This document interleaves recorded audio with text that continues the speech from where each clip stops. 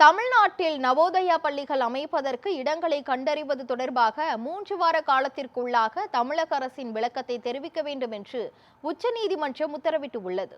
தமிழ்நாட்டில் நவோதயா வித்யாலயா பள்ளியை நிறுவ வேண்டும் என்ற உத்தரவை எதிர்த்து தமிழக அரசின் மேல்முறையீட்டு மனு உச்சநீதிமன்றத்தில் நீதிபதி நாகரத்னா தலைமையிலான அமர்வில் விசாரிக்கப்பட்டது. தமிழகத்தில் தற்போது புதிய அரசு பொறுப்பேற்று உள்ளதால் 12 வார கால அவகாசம் வேண்டும் என்றும் தமிழக அரசின் சார்பில் கோரிக்கை விடுக்கப்பட்டது. அதனை ஏற்க மறுத்த நீதிபதிகள் 3 வார கால அவகாசம் தருவதாக தெரிவித்தனர். தமிழ்நாட்டில் நவோதயா பள்ளிகள் அமைப்பதற்கு இடங்களை கண்டறிவது தொடர்பாக 3 வார காலத்திற்குள்ளாக தமிழக அரசின் விளக்கத்தை கேட்டு நீதிமன்றத்தில் தெரிவிக்க வேண்டும் என்று தமிழக அரசு வழக்கறிஞருக்கு உத்தரவிட்டு வழக்கை ஆகஸ்ட் 11ஆம் தேதிக்கு நீதிபதிகள் ஒத்திவைத்தனர்.